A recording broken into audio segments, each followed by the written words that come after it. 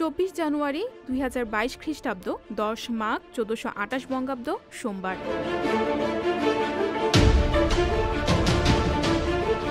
1969 সালের 24 জানুয়ারির এই দিনে পাকিস্তানে অপশাসনের বিরুদ্ধে ঢাকায় গণ অভ্যুত্থান হয়। সেখানে পুলিশের গুলিতে শহীদ হন কিশোর মতিউর।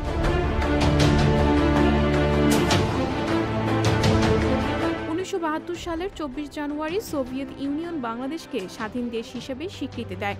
9 মাসের রক্তক্ষয়ী সংগ্রামের মাধ্যমে স্বাধীনতা যুদ্ধে বিজয় অর্জন করার পর বাংলাদেশকে বিভিন্ন স্বাধীন দেশ ও সংগঠনের স্বীকৃতি দেওয়া ছিল গুরুত্বপূর্ণ ঘটনা।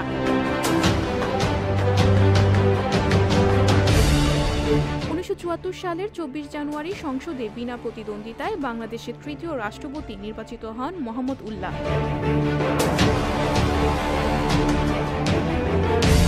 1988 সালের 24 জানুয়ারি চট্টগ্রামে শেখ হাসিনার সমাবেশে পুলিশের হাতে নির্বিচারে গণহত্যা সংঘটিত হয়। ওই ঘটনায় 24 জন মানুষ মারা যান। এই হত্যাকাণ্ডকে পরিকল্পিত গণহত্যা বলে উল্লেখ করেন। ঘটনায় পুলিশের 5 জন সদস্যের বিরুদ্ধে ফাঁসির রায় ঘোষণা করেছে চট্টগ্রামে একটি বিশেষ আদালত।